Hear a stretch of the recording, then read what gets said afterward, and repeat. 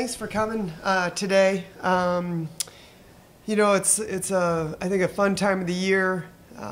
Finals are wrapping up, and so I got one game left before we go into Christmas break. I think it's been a busy finals week for our players. I've talked about this before, but they're really in some pretty tough majors, and so the demands on their time is pretty heavy. And we're trying to find a way to get to Christmas break healthy. And I know there's a lot of stuff going around, upper respiratory and the flu and whatnot, and so trying to just stay healthy as a team, and we got a couple kids under the weather that hopefully we can get them back on their feet. And we know Illinois is going to be a tough game. Really impressed with what I've seen on film. Shauna, a new coach, she's done a great job.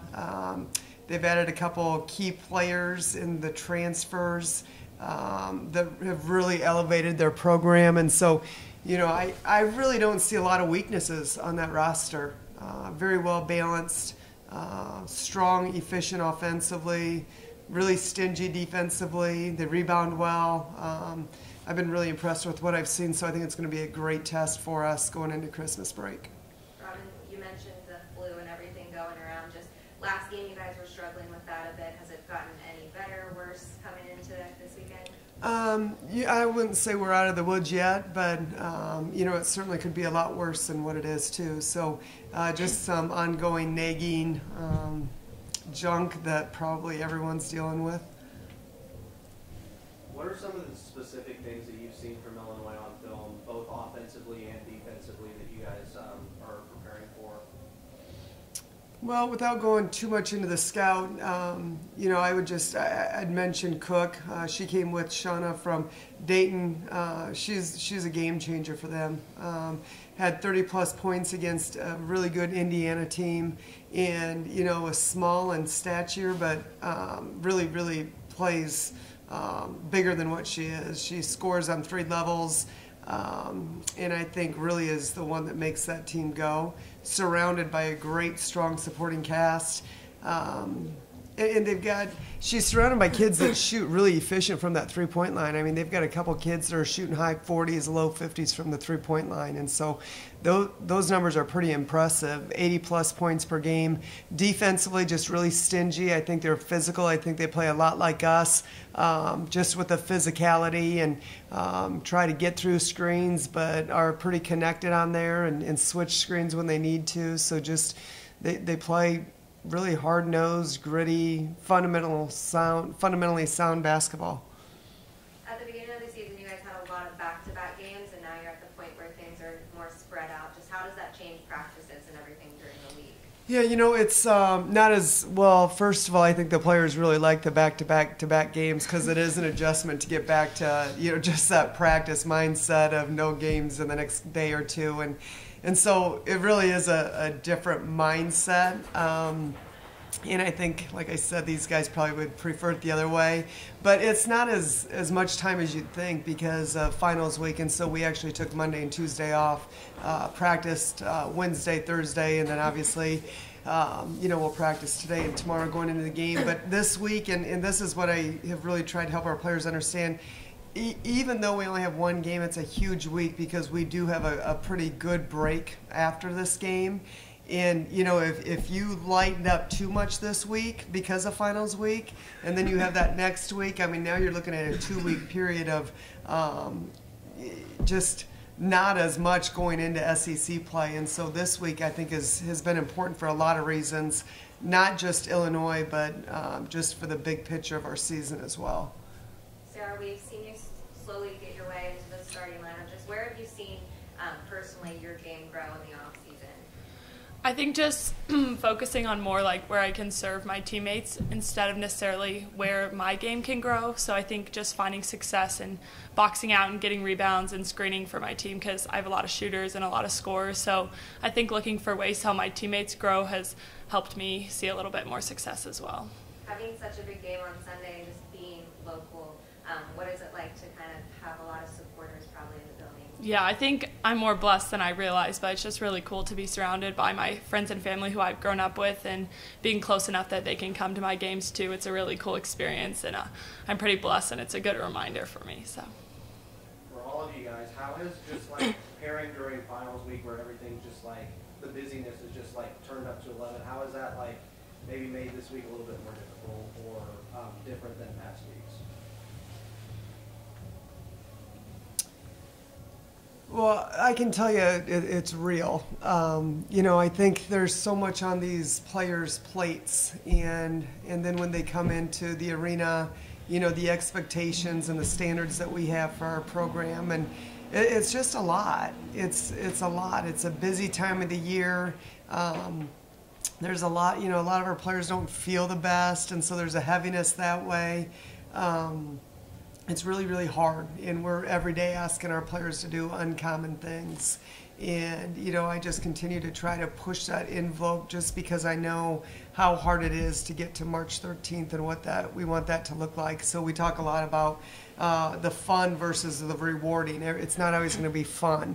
Practice isn't always going to be fun. But if you can stay true to the process, it's going to be rewarding in the long run. And so I think those gentle reminders, sometimes just allowing that space to take a deep breath and kind of recalibrate, and important for me as a coach to recognize that and find that balance between kind of pushing further than they think they can go and they've got more in their tank, but also wrapping my arms around them and loving on them and meeting them where they're at with all the stresses of, you know, what comes along with the end of a semester.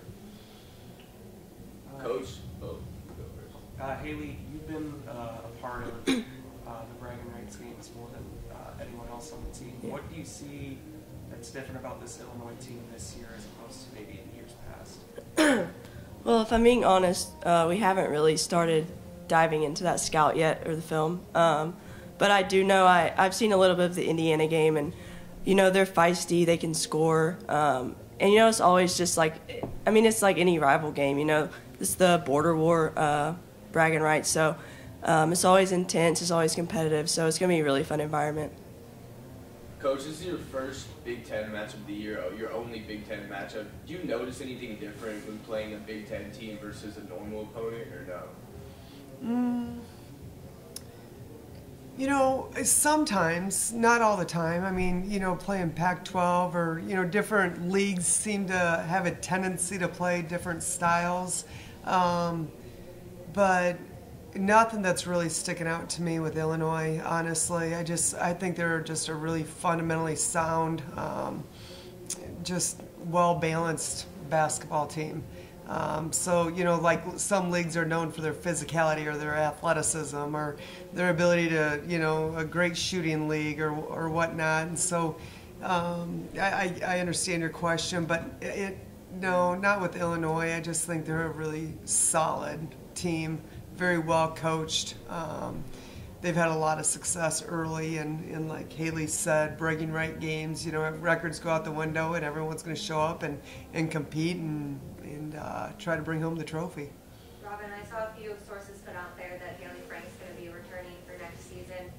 Just kind of talk to me about your initial reaction and what do you think that's going to do for the program moving forward? Yeah, we were kind of laughing about it the other day because I feel like we've talked about it a lot, and then all of a sudden last week it became on the news. And definitely newsworthy. I mean, she's just an incredible young lady on the court and off the court. I mean, she's a great role model, great ambassador, high basketball IQ. You know, just works really, really hard, very skilled, and you know, we feel blessed to have her in our program, and definitely blessed to have her back for another year. But I got to give credit right here. I mean, she kind of set the bar for everyone to stick around for a while and showed them the ropes a little bit. And so I think everyone thinks if Troop can do it, I can do it too. And so, but, you know, not surprised. We've talked about it quite a bit. The more Haley can verbalize it, the more I feel like it's going to come to, you know, fruition, which is great. But we're excited about this season, what we have right now. Haley, did you kind of have any influence there? No, I don't think so. I think, you know, I think Frankie loves this program and this culture and wants to do everything she can to elevate it. And I think she knew that coming back for another year, she has a chance to do that. Coach, I know last week you mentioned turnovers as an area you guys wanted to improve on.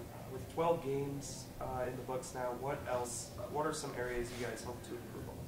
Yeah, we've probably the two areas that stand out the most to me right now, and there's plenty others, but I'm just going to tell you the two that really stick out to me the most is that ball security for sure, first and foremost. We're just not creating enough extra possessions through our defense, through our offensive rebounding, to not be really efficient when we have the ball. And we've been efficient. We've just got to make sure we maximize every opportunity that we have. And I think when you go back and watch film, when these guys go back, it's like they're so controllable. It's not necessarily, turnovers because they're getting sped up. So that's an area we have got to continue to hone in on. And then the second one would be our rebounding. I think we've had some good games and some big games, and I think we've shown that we can do it. The bottom line is we've got to be a lot more consistent with it on both ends, and I think that's going to be really big for us in SEC play as well. I feel like I ask you this every week, but just as far as Caitlin and Jayla are injury-wise, where are you guys at right now? Caitlin every day seems to, be catching her stride a little bit more. I think she's, her body's getting in better shape. She's getting her rhythm back a little bit. Seems like her confidence is growing. And so I think we'll always be just monitoring her loads and trying to be mindful of that as we go through the season. But I feel like she's progressing in the right way. And then same thing with Jayla. Ankle injuries are interesting, and some take longer than others, and this one she got it pretty good. So she's really worked hard to try and get herself back on the court. She did practice yesterday. Still notice a little bit of a limp, but moving quite a bit better.